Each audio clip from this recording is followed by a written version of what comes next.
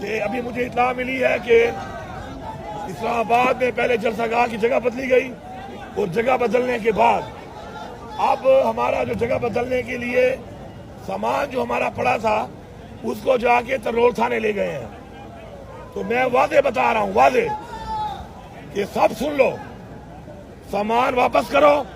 جو جگہ بتائی ہے وہاں پہ جلسے کے لیے سامان لگانے دو، ورنہ میں سامان بھی آ کے لگا لوں گا، جلسہ بھی میں کر لوں گا. اور اس کے بعد یہ ترنول تھانے والے تمہیں جو حکم دے رہے ہیں نا تمہارے بابے، وہ بابے سن لیں کہ اس کے بعد میں ترنول تھانے جاؤں گا یہ سامان لینے کے لیے. یہ ملک آپ کے باپ کا نہیں ہے کہ آپ یہاں پر آ جاتے ہیں اور پہلے رسید دیتے ہیں، پاؤں پکڑتے ہیں. ہمارے لیڈر کا ظرف ہے کہ اس نے کہہ دیا کہ حالات ٹھیک نہیں تھے، جلسہ کینسل کر دیا اس نے. اپنی دیوی رسی کے بعد ڈرامے کرتے ہیں آپ. یہ ملک آپ کے باپ کا ہے اور میں آپ کو اب دکھاؤں گا کہ آپ اجازت اب دو یا نہ دو. یہ جلسہ بھی ہوگا اور یہ سامان ترنول تھانے میں اگر ہوا تو میں ترنول تھانے جا کے سامان اٹھاؤں گا. یہ میرا واضح پیغام ہے، پوری قوم سن لے.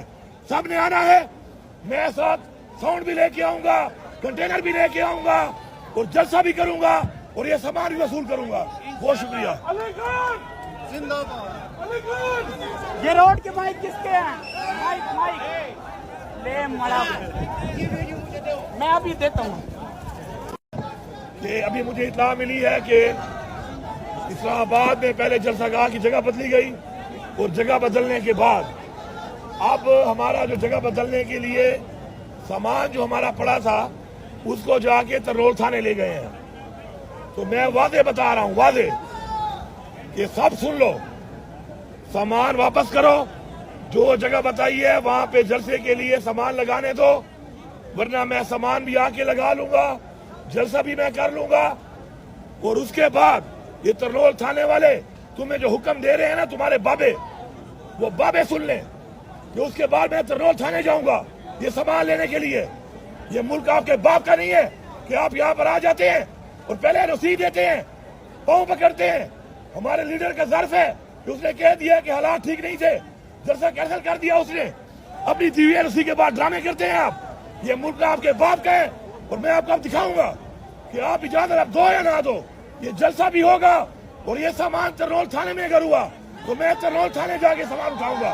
یہ میرا واضح پیغام ہے، پوری قوم سن لے. سب نے آنا ہے، میں ساتھ ساؤنڈ بھی لے کے آؤں گا، کنٹینر بھی لے کے آؤں گا اور جلسہ بھی کروں گا اور یہ سامان بھی وصول کروں گا. بہت شکریہ. یہ روڈ کے مائک کس کے ہیں؟ مائک لے مڑا، میں ابھی دیتا ہوں.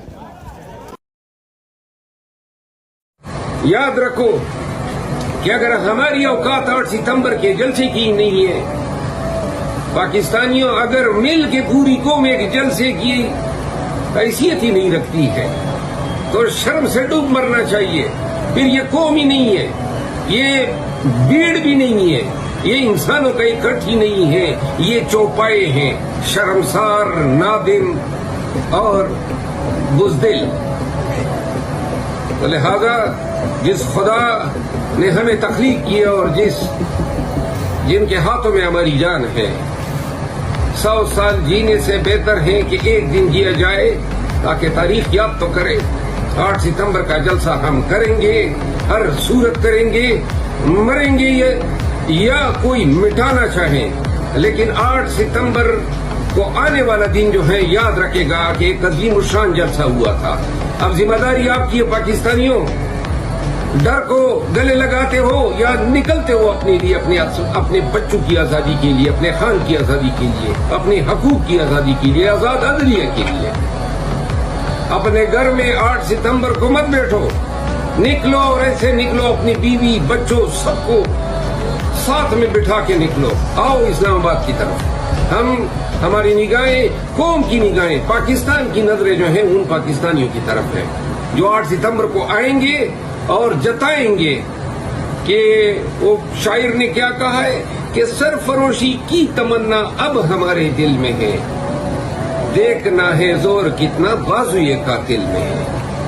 8 ستمبر ہماری عزم کا دن ہے، ہماری ہمت کا دن ہے، ہماری قومی شناخت کا دن ہے اور اس روز ہم یہ تاریخ رقم کریں گے. اور بتا کے کہنا چاہتے ہیں کہ جو کہہ رہے ہیں کہ نہیں ہونے دیں گے، آؤ اور دیکھ لو ہمارے حوصلے کو اور ہماری ہمت کو. انشاءاللہ خف و خاشاک میں ڈبو دیں گے آپ کے ظلم کو بھی، آپ کے جبر کو بھی، آپ کے ڈنڈے کو بھی. جلسہ 8 ستمبر کا ہو کے رہے گا. پاکستان زندہ باد. عمران